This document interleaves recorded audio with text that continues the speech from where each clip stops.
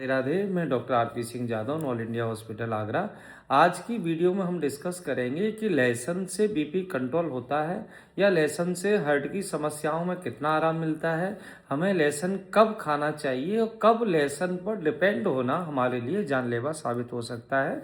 तो इस वीडियो के अंदर हम पूरा डिस्कशन करेंगे और ये हमारे लिए बहुत गर्व की बात है कि हमारे आयुर्वेद के जो जानकार थे, जो ऋषि मुनि और जो आचार्य थे, उन्होंने लाखों साल पहले ये सब कैसे पता लगा लिया था कि लहसुन हमारे लिए इस बीमारी में लाभदायक है। कई हजार साल पहले ये सारी चीज़ें हमारी जो नोटबुक है, जो हमारे साहित्य हैं, उन सारी चीज़ों में ये पहले से वर्णित है।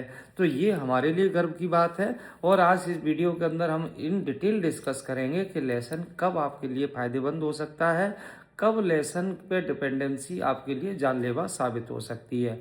तो सबसे पहले जो लहसुन है, लहसुन के अंदर क्या होता है, सल्फर से संबंधित कुछ कंपाउंड, कुछ यौगिक होते हैं। सल्फर से संबंधित जो कंपाउंड होते हैं तो उनकी डिकम्पोजिशन से, जिसमें एक एलिसिन करके केमिकल होता है, कंपाउंड है, तो उसके डिकम्पोजिशन से गैसेस निकलती हैं। जैसे नाइट्रस ऑक्साइड निकलती है, H2S जिसे हाइड्रोजन सल्फाइड बोलते हैं, वो गैस निकलती है।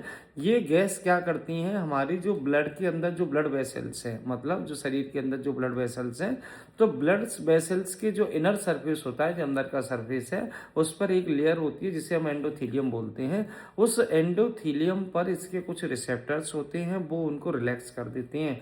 तो जो आज की मॉडर्न मेडिसिन क्या कर रही है, कई जो वेसोडाइलेटर जिसको हम यूज करते हैं, कि जो ब्लड वेसल्स को डायलेट करके ब्लड के फ्लो को इम्प्रूव करती हैं, तो वही काम क्या कर रही हैं, ये H2S गैस और NO जो गैस है, ये दोनों मिलकर उसी वर्क को कर रही हैं। तो ये जो नेचर है वो लहसुन के अंदर होता है।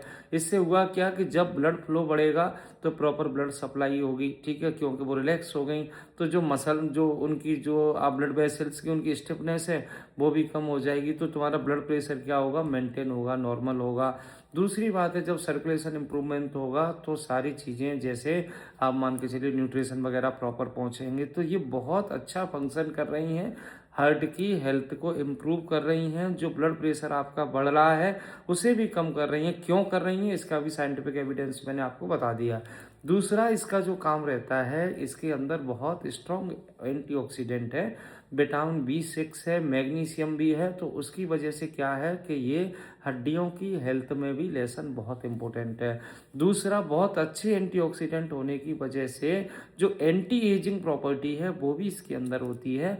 और ये लेट एज में, जैसे अल्जाइमर वगैरह डिसीज होते हैं, जिसमें हमारा मेमोरी वगैरह कम होती है, जो दिमाग की जो थिंकिंग है वो कम होती है, तो जो अल्जाइमर जैसी बीमारियों में भी इसकी एंटीऑक्सीडेंट प्रॉपर्टी की वजह से ये हेल्प करता है। तीसरी चीज़, ये डाइजेशन को भी इम्प्रूव करता है और साथ ही एंटी इन्फ्लेमेटरी, मतलब किसी भी तरह की आपके अंदर शरीर में कहीं इन्फ्लेमेशन है तो उस इन्फ्लेमेशन को भी कम करता है।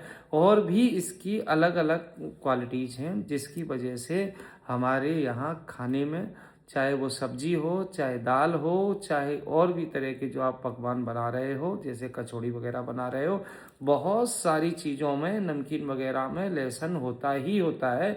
और 95% लोग रूटीन में लहसुन को खाते हैं।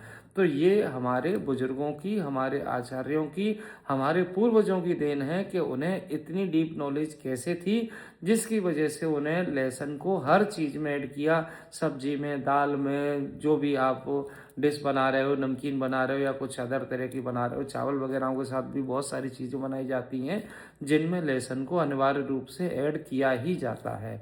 तो ये रही कि हमें लहसुन क्यों खाना चाहिए और लहसुन का साइंटिफिक एविडेंस क्या है। ये किसी की बाबा की या किसी के नुस्खे नहीं हैं, ये साइंटिफिक एविडेंस पे बेस्ड चीज़ें हैं कि हमारे लिए लहसुन हेल्पफुल है। अब दूसरी बात क्या है कि ये चीज़ ट्रेंड में आ गई। ट्रेंड में कैसे, किसी का भी बीपी बढ़ रहा है, लहसुन खा ले, किसी को भी हार्ट से संबंधित समस्या है, लहसुन खा ले। एक चीज़ तो ये है कि कई बार ओवर H2S और ओवर नाइट्रिक ऑक्साइड जो बनती है, ये ज़्यादा अगर हमारे शरीर के अंदर बनने लगे तो इनका नेगेटिव साइड इफेक्ट भी होता है। दूसरी बात क्या है कि आपने सामने वाले को समझा दिया, जैसे कई लोगों को बीपी क्या है, रोज नहीं बढ़ रहा, उनको एक दिन गोली खा ली, 15 दिन तक नहीं बढ़ा, 1 महीने तक नहीं बढ़ा, हो सकता है अचानक से फिर से शूट किया, क्योंकि ये कोई बीमारी नहीं है, ये एक मेटाबॉलिक डिसऑर्डर है। जब शरीर के अंदर किसी किसी भी तरह की मेटाबॉलिक एबनॉर्मलिटी आएगी, अचानक से बीपी शूट करेगा। तो ऐसे किसी पर्सन को जिसका मान के चलिए बीपी शूट किया, बीपी बढ़ा, आपने सलाह दे दी आप लहसुन खाना चालू कर दो, तो उन्होंने लहसुन खा रहे, वो पहले से भी खा रहा है, अब अलग से उसने अलग तरीके से चबा के खाना या से जो साबुत उसकी पोथी बोलते हैं पीस है उसको निकलना चालू कर दिया, आप ये मान के चलिए। दूसरी बात आती है कि ये लहसुन आपको कैसे परेशानी में डाल सकता है, कैसे आपके लिए जानलेवा साबित हो सकता है। लहसुन से दिक्कत नहीं है, लहसुन पर डिपेंड होने से दिक्कत है कि जैसे आपने कहा आपको हार्ट डिसीज है, अरे हार्ट डिसीज कई तरह की होती है जिसमें लहसुन हेल्प कर भी सकता है, नहीं भी कर सकता है। कई बार जो लहसुन आप खा रहे हो उससे जितना यूज आपको आ रहा है, मतलब जितना उससे आराम मिल रहा है, वो आराम आपके हार्ट डिसीज के लिए काफ़ी नहीं है, हो सकता है कुछ एक्स्ट्रा मेडिसिन की जरूरत पड़े। दूसरी चीज़ क्या है कि बीपी आपका मान के चलिए शूट किया, तो बीपी का रीजन क्या है, कोलेस्ट्रॉल बढ़ा हो सकता है, ट्राइग्लिसराइड बढ़ा हो सकता है। तो ये चीज़ें मेंटेन तो होती हैं लहसुन से, लेकिन आप हमेशा लहसुन पर डिपेंड नहीं रह सकते, क्योंकि अगर किसी भी तरह का बीपी शूट हुआ, ब्रेन हेमरेज एक बार हो गया, या आपको हार्ट से संबंधित हार्ट अटैक या हार्ट कार्डियक अरेस्ट वगैरह अगर कुछ हुआ, तो आपको कोई बचा नहीं पाएगा। जीवन में एक चांस ही मिलता है, दोबारा चांस इन चीज़ों में नहीं मिलता। तो ये सिम्टम्स होते हैं, तो उस पर भी हमें वर्क करना चाहिए।